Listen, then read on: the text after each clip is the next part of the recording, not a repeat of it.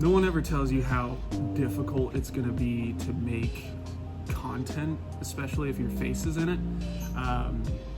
So this is probably about my 50th time recording this, trying to show you guys the tools that I use.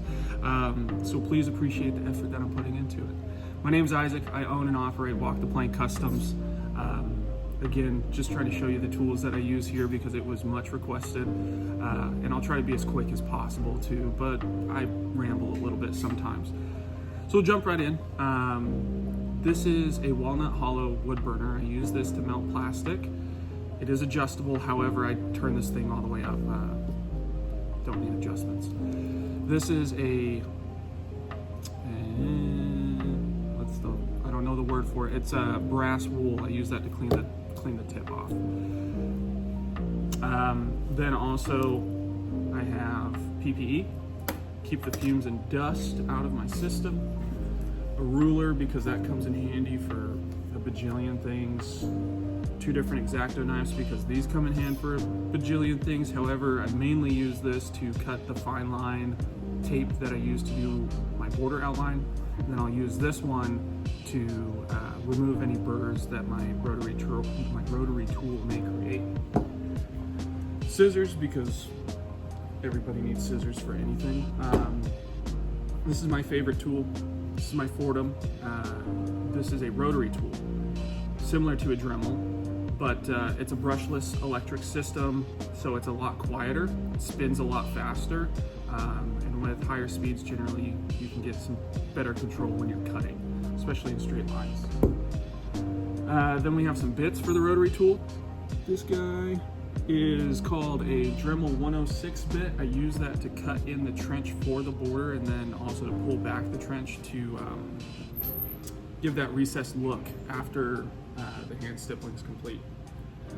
Then here we have what started as 2 regular sand drum attachments that we have just taped regular sandpaper onto, so that when you go to sand on something, it has a little bit more give and it doesn't mar up the plastic.